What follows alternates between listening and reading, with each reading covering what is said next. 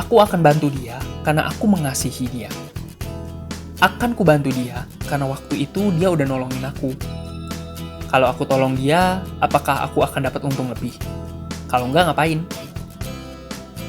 Halo semuanya, selamat datang di channel Book in a Memo. Channel ini berisi intisari dari buku-buku yang dikarang oleh para pakar dari seluruh dunia.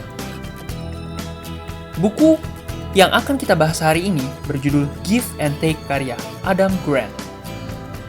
Kenapa membantu orang lain bisa mempermudah diri kita dalam meraih kesuksesan? Selama berabad-abad lamanya, kita selalu fokus pada kemampuan individual dalam meraih kesuksesan. Dalam hal pendidikan, mendapatkan pekerjaan terbaik, mengejar passion, mengembangkan bakat, serta keberuntungan. Tapi, di era zaman sekarang yang berkembang begitu cepatnya, ada loh argumen yang berkontroversi dengan hal ini.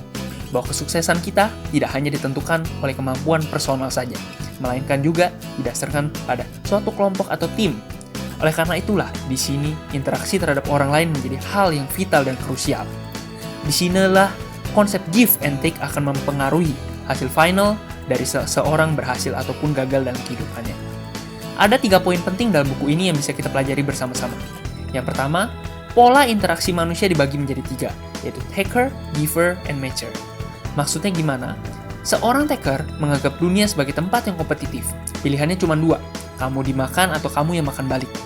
Mereka selalu melakukan sesuatu dengan pemikiran, apa untungnya bagi saya?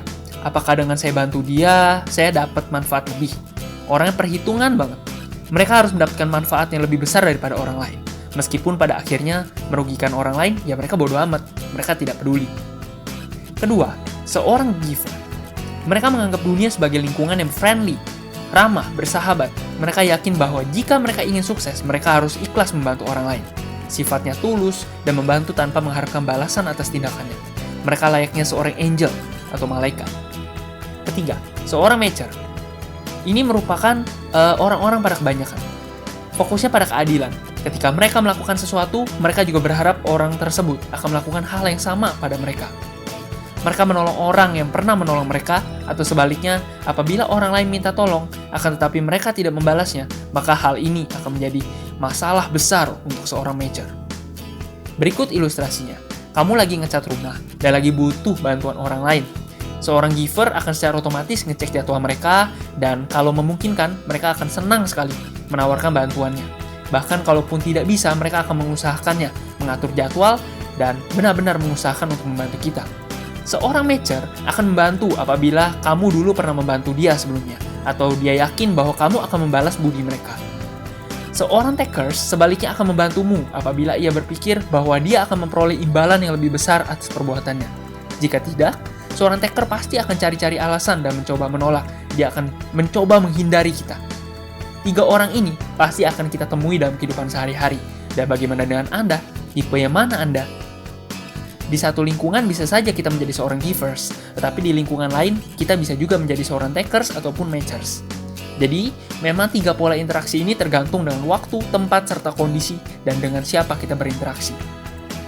Dari ketiga tipe interaksi tersebut, tipe mana sih yang paling membantu kamu untuk memperoleh kesuksesan? Givers, matchers, atau malah takers? Studi yang dilakukan oleh Adam Grant memberi kesimpulan bahwa ternyata givers lah yang paling unggul. Orang yang cenderung mau memberi dengan tulus biasanya akan lebih unggul, punya performa lebih baik, menghasilkan uang lebih banyak, lebih sukses dalam berbagai aspek kehidupannya. Lantas, kenapa menjadi givers bisa memberikan keuntungan lebih? Masuklah kita ke poin nomor 2. Semakin tulus seseorang, reputasinya akan semakin baik. Ketika kamu berinteraksi dengan seorang givers, kamu pasti akan merasakan bahwa orang ini adalah orang yang tulus. Mereka membantumu tanpa mengharapkan apapun dari dirimu. Reputasi givers yang baik akan membuka hubungan yang baik terhadap pertemanan atau mungkin rekan bisnis. Tentu saja kita ingin berteman atau berbisnis dengan orang yang tulus dan jujur kan? Sebaliknya, seorang taker hanya mampu mempunyai lingkaran hubungan yang terbatas. Mereka terkenal sebagai orang egois, mau menang sendiri. Jelas takut dan risih dong orang, ya kan? Menariknya adalah mayoritas orang di dunia bukan merupakan seorang taker ataupun giver.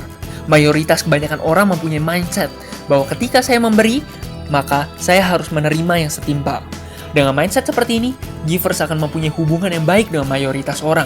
Ketika seorang givers memberikan bantuan pada seorang matcher akan memberikan balasan yang setimpal, meskipun seorang givers tidak pernah memintanya. Hal ini dikarenakan seorang matcher sangat menghargai yang namanya keadilan.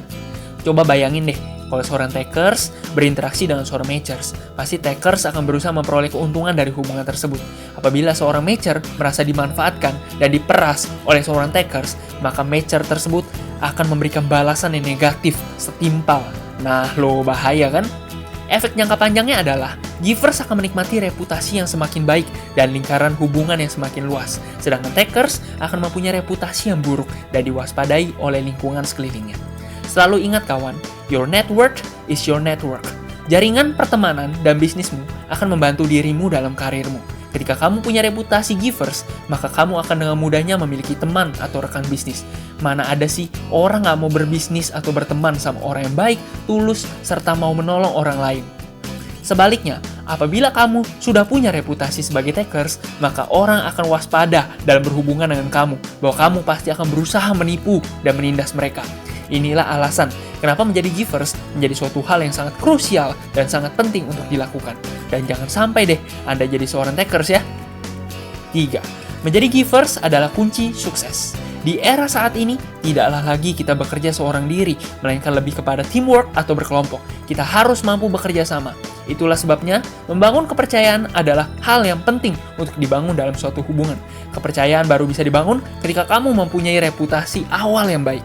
Seorang givers adalah orang yang melihat hubungan itu ibarat suatu investasi jangka panjang. Mereka melihat hubungan sebagai suatu investasi yang butuh waktu untuk kita mendapatkan manfaatnya. Sedangkan seorang takers atau makers melihat dalam jangka yang pendek atau singkat.